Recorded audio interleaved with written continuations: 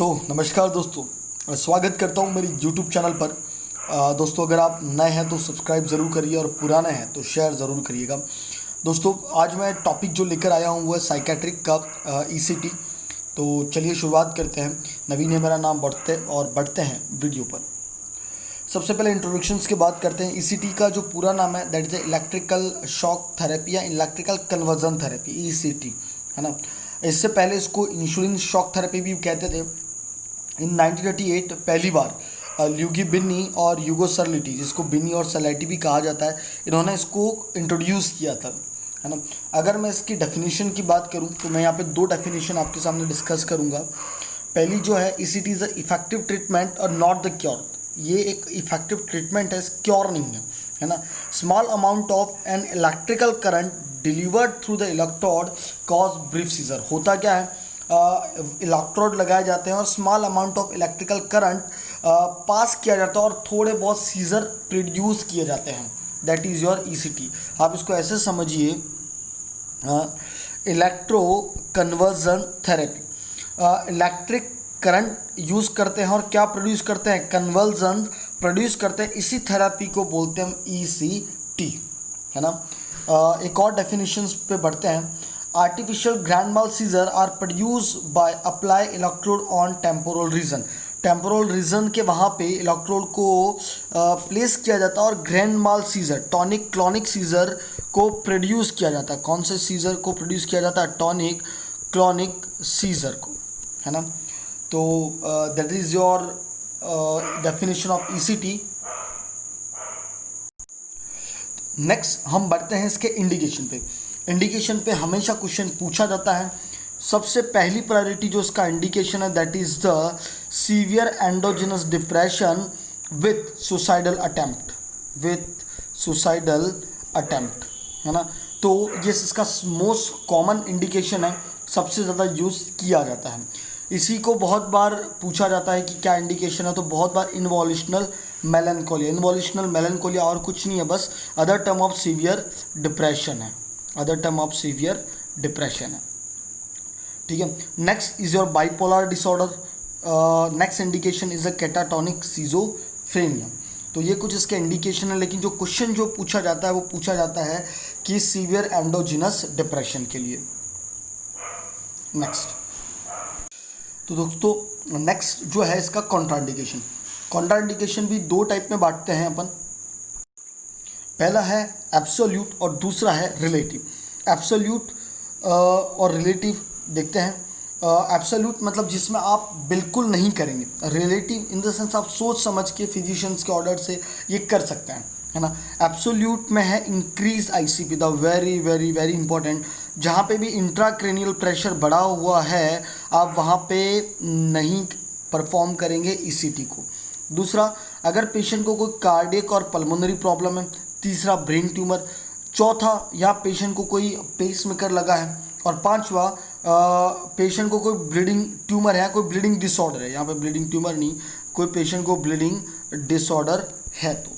लेकिन यहाँ पे जो क्वेश्चन पूछा जाता है वो पूछा जाता है इंक्रीज ICP। जब भी पेशेंट को ICP इंक्रीज होता है तब आप ECT परफॉर्म नहीं करते। सेकंड हम बढ़ते हैं रिलेटिव या सेकंड लाइन, जहाँ पे आप थोड़ा सा प्रिकॉशन रख के आप परफॉर्म कर सकते हैं। पहला, जैसे ये मैंने बताया, डिपेंड ऑन पेशेंट कंडीशन और देयर सिचुएशन। पेशेंट की सिचुएशन के हिसाब से हम परफॉर्म करते हैं। जैसे प्रेगनेंसी फर्स्ट ट्राइमेस्टर है तब हम परफॉर्म नहीं करते। ओल्ड एज है और ओल्ड एज में भी अगर कार्डियक प्रॉब्लम है तब हम परफॉर्म नहीं करते। अगर पेशेंट को कोई फ्रैक्चर हो रहा है स्पेशली फेस और मैंडिबल का, तो उसमें भी हम परफॉर्म नहीं करते। रेटिनल डिटैचमेंट, ये क्वेश्चन आपका पूछा गया था अभी पेपर में, है ना। तो रेटिनल डिटैचमेंट में भी हम परफॉर्म नहीं करते हैं, है ना। और डिटैच हो सकती है रेटिना, इस वजह से हम परफॉर्म नहीं करते। फर्स्ट ट्राइमेस्टर ऑफ प्रेगनेंसी में क्यों करते, क्योंकि फर्स्ट ट्राइमेस्टर में आपको याद होगा ऑर्गेनोजेनेसिस होता है ना। बेबी के ऑर्गन्स प्रोड्यूस हो रहे होते हैं, जनरेट हो रहे होते हैं, तो कुछ माल फॉर्म हो सकता है। कार्डियक प्रॉब्लम में क्यों, क्योंकि डिसअरिथमिया हो सकता है, पेशेंट कैन डाई। फ्रैक्चर अगर फेस का है तो आप इलेक्ट्रोड नहीं लगा पाएंगे और ज़्यादा फ्रैक्चर होने के चांसेस रहते हैं।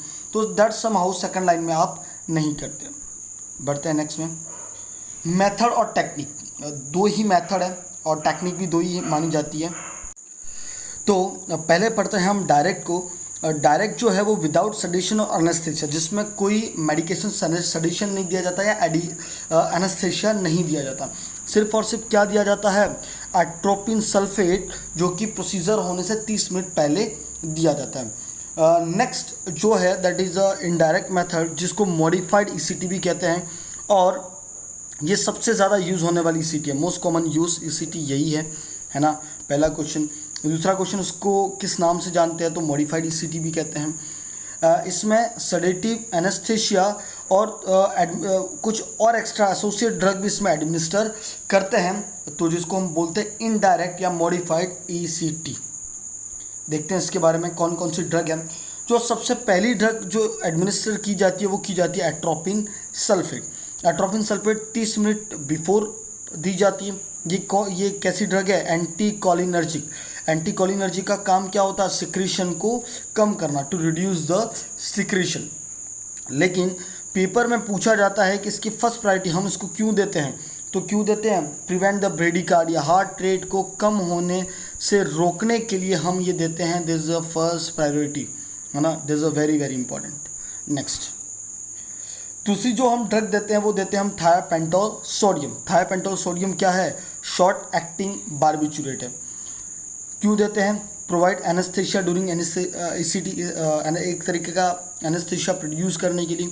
लेकिन फर्स्ट प्रायोरिटी क्या है इसकी, फर्स्ट प्रायोरिटी है to control the intensity of seizure. हम इसलिए देते हैं ताकि सीजर की इंटेंसिटी को हम कंट्रोल कर पाए, that is a very very important, that is a first priority question के हिसाब से। थर्ड जो ड्रग दी जाती है वो दी जाती है सक्सिनाइलकोलिन। थर्ड ड्रग कौन सी दी जाती है, ये इनका सीक्वेंस भी इसी तरह से, सबसे पहले आपके atropine sulphate, then thiopental sodium, then succinylcholine. Succinylcholine किस कैटेगरी की ड्रग है, तो मसल रिलैक्सेंट है ना। और क्यों देते हैं, to prevent the risk of fracture. Fracture को प्रिवेंट करने के लिए हम देते हैं। इसका एक साइड इफ़ेक्ट है, क्योंकि ये मसल रिलैक्सेंट है तो ये डायफ्राम जो मसल है उसको भी रिलैक्स करेगी, जिसकी वजह से क्या होगा, respiratory depression.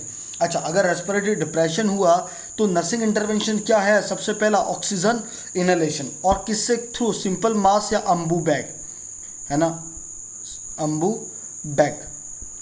This is a very very very very important. अगर पेशेंट को रेस्पिरेटरी डिप्रेशन हो रहा है तो उसमें सबसे पहली प्रायोरिटी आपकी क्या रहेगी, ऑक्सीजन एडमिनिस्टर करवाना, और किसके थ्रू कराओगे, सिंपल मास या Ambu bag. Simple mass is your first priority. Clear है, यह क्वेश्चन भी एग्जाम में बहुत बार पूछा जाता है। नेक्स्ट मैं आता हूँ उसके टाइप पर। इसके दो टाइप हैं, पहला यूनिलैटरल, दूसरा बाईलैटरल। यूनिलैटरल मतलब एक साइड इलेक्ट्रोड प्लेस करते हैं, बाईलैटरल मतलब दो टाइप, दोनों साइड करते हैं, दो, है ना। It is the commonest type of electrode. Bilateral है आपका commonest type of use in clinical area, bilateral. दूसरा, electrode are place in the both side of temporal region, है ना, both side of temporal region. दो तरीके से लगा सकते हैं, तो बाईपैराइटल टेम्पोरल या बाईपैराइटल फ्रंटल। ये अगर सपोज करो ये आपका हेड है, मैं इसको और अच्छे से थोड़ा सा ड्रॉ करने की कोशिश करता हूँ, this is the head, this is the year. तो समहाउ यहाँ पे आप कहीं इलेक्ट्रोड प्लेस करते हो, है ना। ये अगर इसकी आँखें हैं लाइक दैट, तो यहाँ कहीं हम इलेक्ट्रोड प्लेस करते हैं लाइक दैट, है ना। तो ये है आपका बाईपैराइटल। अगर मैं इसकी साइड की बात करूं तो 1 से 1.5 centimetre above the tragus line, है ना, जो आपके ईयर का वहाँ पे जो ट्रेगस है वहाँ से लेके आउटर एस्पेक्ट ऑफ द आई, जो आउटर कैंथस है, आप इसको ऐसे समझिए, ठीक है। This is your year, year के यहाँ पे ये ट्रेगस है और ये आपका आउटर कैंथस ये वाला, है ना, ये आपकी आईज है।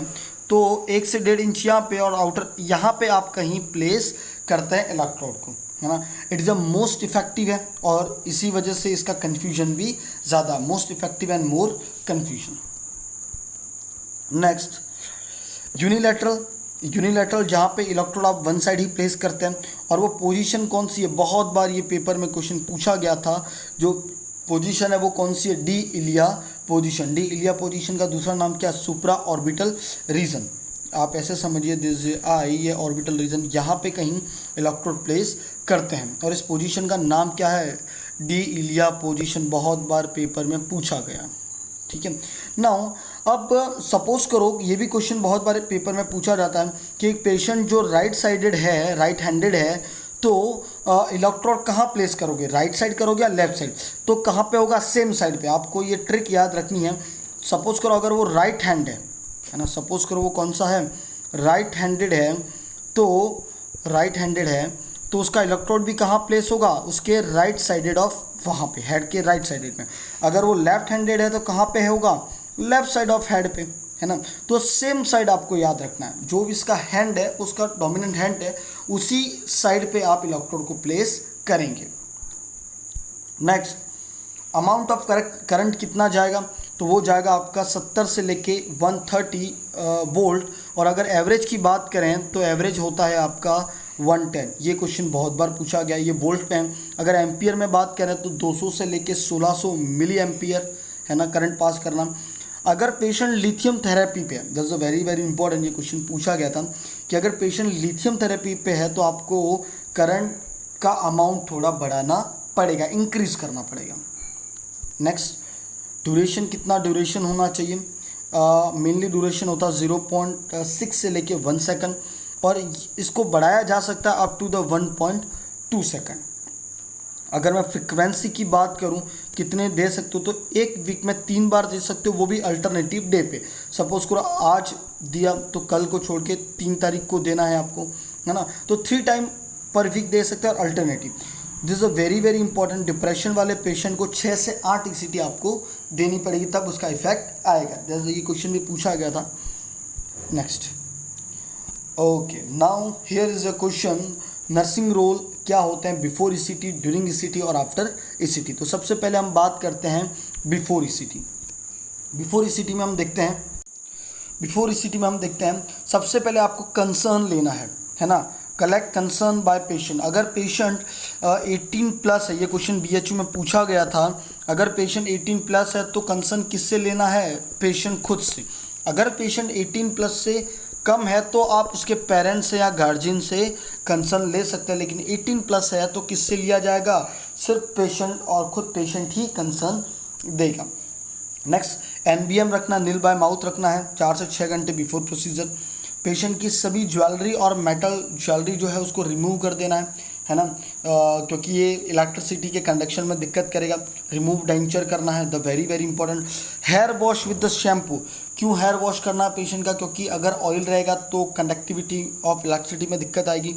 एम्प्टी द ब्लैडर, आपको ब्लैडर कर एम्प्टी करवाना, very very important. Remove nail polish. अगर पेशेंट ने नेल पॉलिश, फीमेल है, लिपस्टिक कर रखी है, नेल पॉलिश कर रखी है, तो आपको वो हटा देनी है ताकि आप ऑब्जर्व कर पाए साइनोसिस हो रहा है या नहीं हो रहा।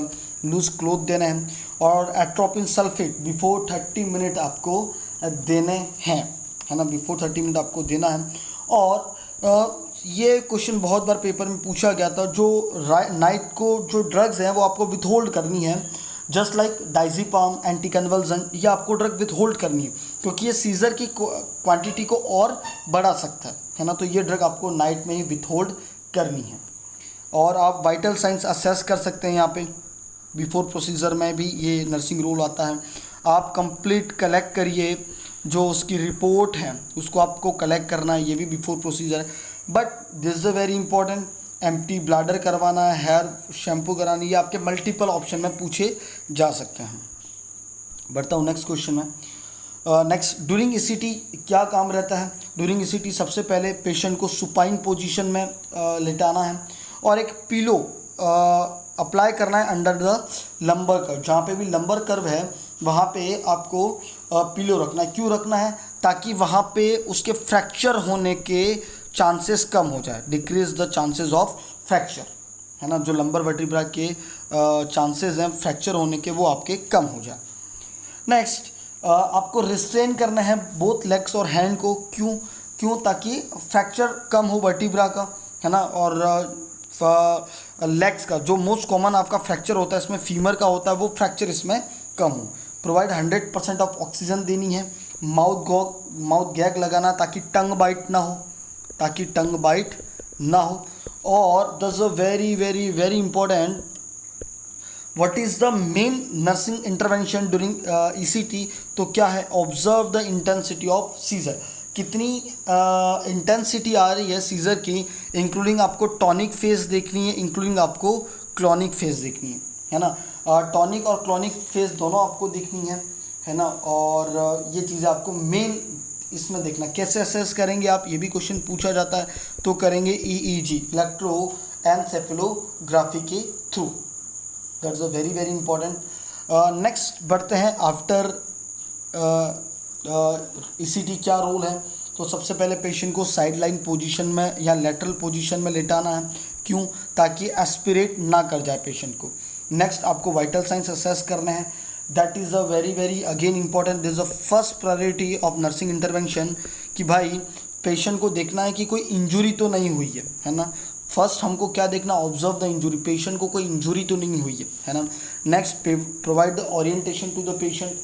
Next ambulate the patient, orientation time place वो आपको एम्बुलेट करना है ना।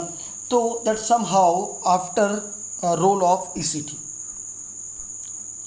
Next discussing we are that is a complication, जो मोस्ट कॉमन कॉम्प्लिकेशन होता है that is a retrograde amnesia. Patient को कुछ चीज़ें भूल जाता है वो, है ना, बिकॉज भूल जाता है, वो चीज़ें वापस याद भी आ जाती है। रिवर्सिबल कंडीशन, कुछ टाइम तक उसको कुछ चीज़ें याद नहीं रहती है ना, कुछ टाइम तक उसको कुछ चीज़ें याद नहीं रहती है, दैट इज़ द रिवर्सिबल, वापस उसको धीरे धीरे सब चीज़ें याद आने लगती है। रिवर्सिबल कंडीशन और most common complication, that is very very important.